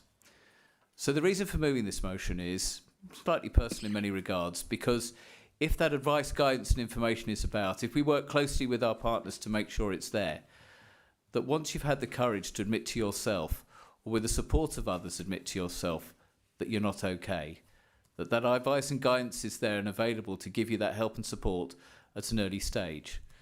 We know through history there's never enough acute mental health support available. But my plea is that by continuing to ensure that at every opportunity to promote this, and fantastically that this will be an important part in the health strand on the new council plan, that our residents can get this help. can do so in a way that's encouraging and helpful, and that the reassurance is there that there are many strategies and things that can take place that can actually help you improve your emotional well-being and mental health. For everyone, it's a journey. Many people have stressful jobs. Our officers, maybe some members here, are certainly members of our community. I hope that we can work together as we deliver the council plan to publicise this, to make sure people are aware of this, and that actually help is there. But I'm not doing this motion in asking for additional resource, because actually I think it's about making sure we signpost what's there, and actually really pushing the point home. Many people, probably even people you walk past in the street, maybe your friends and family, are actually struggling with this at the moment. You're not alone, help is there, and that this council, with its plans, with its partners, will work to ensure you can get the help and guidance, because believe you me, that intervention, that help, things like cognitive behaviour therapy and things like that can actually help and can transform lives. And I think, Madam Mayor, in conclusion, I say this tonight because I think it's an opportune time, isn't it, as we go into a new 4-year plan, that we can look at this. And actually, I'm very confident that because it will be a key strand in the council plan, like other things, we will be able to monitor and reflect on those things that we're doing, and that our executive members can hold our partners to account in this, because it isn't just about resource, it's about mindset and willpower to make sure that we come together to do this. Thank you, Madam Mayor. Thank you, Councillor Bernard. Councillor McLean. Madam Mayor, I'm happy to reserve. So he's reserving. Okay.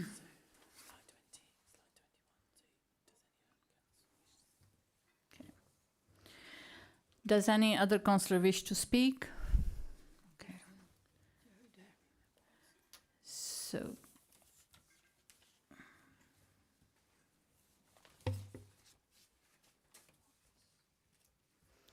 Councillor Watts first, please. Thank you, Madam Mayor. I would like to speak in support of this motion. Emotional health and wellbeing is vitally important, and we have charities such as Stepping Stone College, Youthline, Happiness Hub that are run by compassionate and devoted people, and many other resources to that effect that I hope we continue to use, and we cannot talk them up enough, and I hope we use them as much as possible. Low mental health and wellbeing can affect physical health, self-esteem and confidence and individual potential no matter what age. So this is very important to me as well. Thank you, Madam Mayor. Thank you very much. Councillor Purnell. Thank you, Madam Mayor. I also welcome this motion today. And it ties in quite nicely with my question on Gellets Hill and the community land share project that's going on there. And the vital, important role that it plays in people's mental health and well-being. So it's important that we all work together to ensure that land share project continues. Thank you. Thank you, Councillor Purnell. Any other councillor wish to speak? Councillor Temperton? Yes, thank you. I think especially after COVID, we started off, 3 of us in this room started off a warm hub to try and get this sorted out. And that warm hub, it was very warm this way, but they won't stop. They just keep coming. And they say we can't end this. And it's on a Friday afternoon from 2 to 4 every week. And there's a man in there and he tells me every week he gives me a great hug. And he says this is the fastest 2 hours of his week. And he lives every week to come out and do that. And I went to celebrate the Happiness Hub, the Happiness Club at the East Hampstead House last Friday. And we were there and listening to the people there. They get so much out of talking. And I'm really pleased to announce that Andy's Man Club is coming to Bracknell and probably starting in today. It's for men over 18 and it was set up by a man who had mental health himself and was suicidal. And he realised that actually talking to each other and talking with each other and having therapy, they can help each other, they can support each other. People who can't talk to anyone else will talk to someone who's going through the same stuff. And it has to be on a Monday night from 7 till 9, because on that night is when there are some special people. If there is a crisis, there is a line for them to actually get in touch with that person. It's nationwide, across the whole nation, and that will be set up. And that's really, really important. So there's all these hubs, there's things going on, and talking is absolutely vital, and we need to encourage this. And there's young people, I'm still a school governor, and I'm the support governor for safeguarding, and I go in there and I listen to some of these, and it is so hard. It's so hard to see self-harming marks on your granddaughter or self-harming marks on somebody else's granddaughter. They're going through hell, and we need to sort it out. So I support. Thank you, Councillor Templeton. Any other councillors wish to speak? No? I would just like to add my voice to what Mary just said. I was a foster parent, and I have seen what mental health does to young people. I raised 5 children, 3 daughters and 2 sons, and the kind of issues that I faced as a single parent and raising 5 teenagers, I know every problem under the sun. It is very important to take care of our mental health and well-being. I also send transport to young children and have done so for 20 years. In those 20 years, I have seen young girls with their wrist cut off.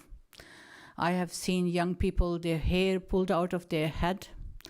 And I have seen many other kind of pain and suffering that children go through. So it is very important for us to take this serious. And ever since we took this council by storm and came here, that has been our message, that we want to work on SEND education, we want to work on mental health issues, and here we are debating. And thank you very much for putting forward this motion and for everybody to be supporting it.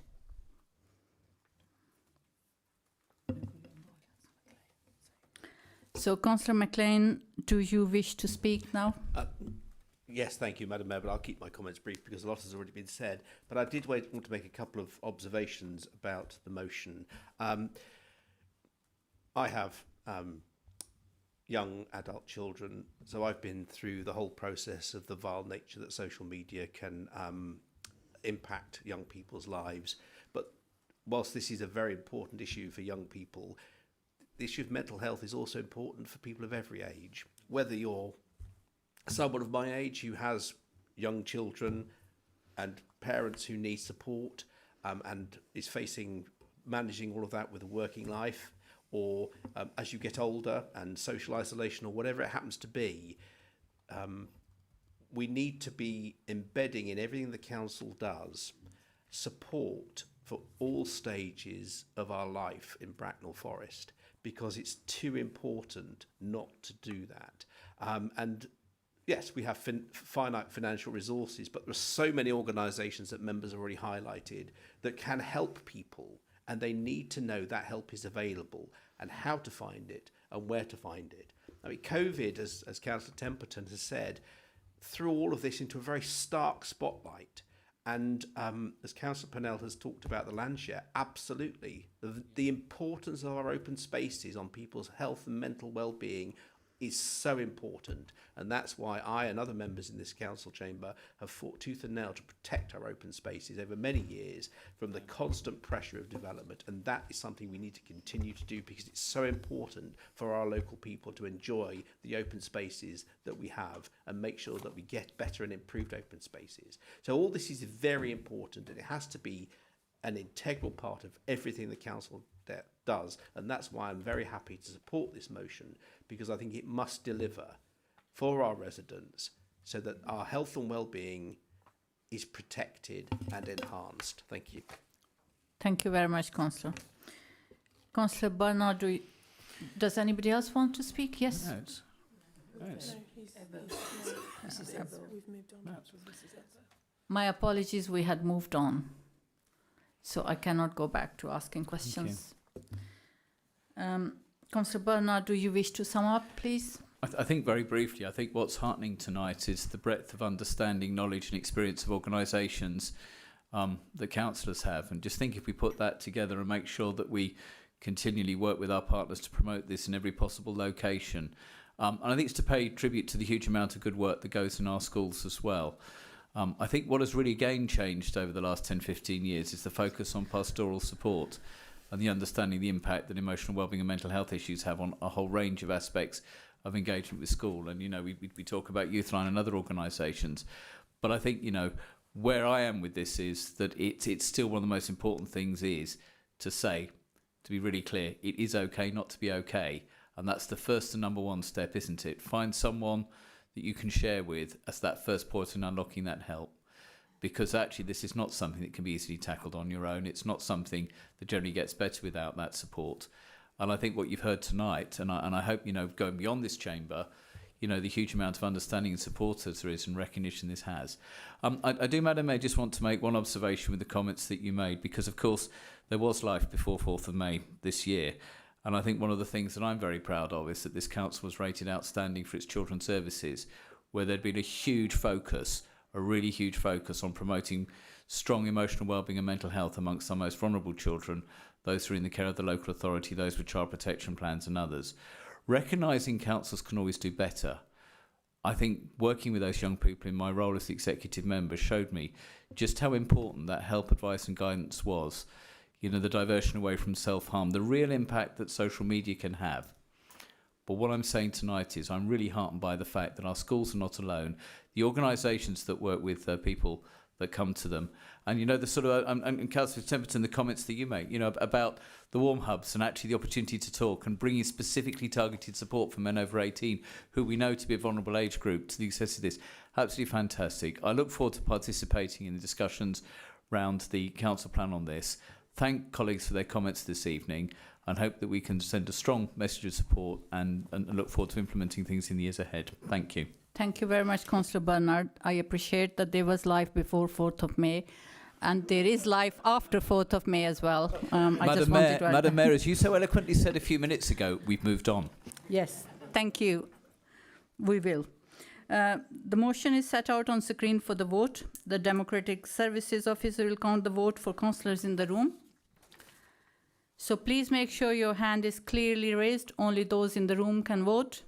Can all those present in the chamber please indicate by raising your hand if you support the motion?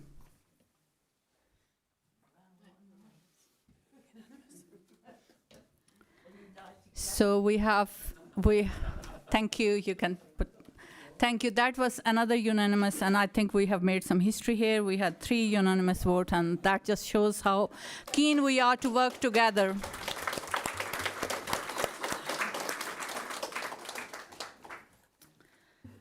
Before I close this meeting, I just want to add one thing. All of this new councillors, we are all new. We never had a shadow cabinet to train ourselves. So if we make any slip-ups, they are not intentional. They're just human errors. And we are a young new council, and we are learning from our counterparts who have been sitting in this council for many years. We really look up to you, and I hope you will set a standard in this chamber so that we can carry on looking up to you. Thank you very much with that.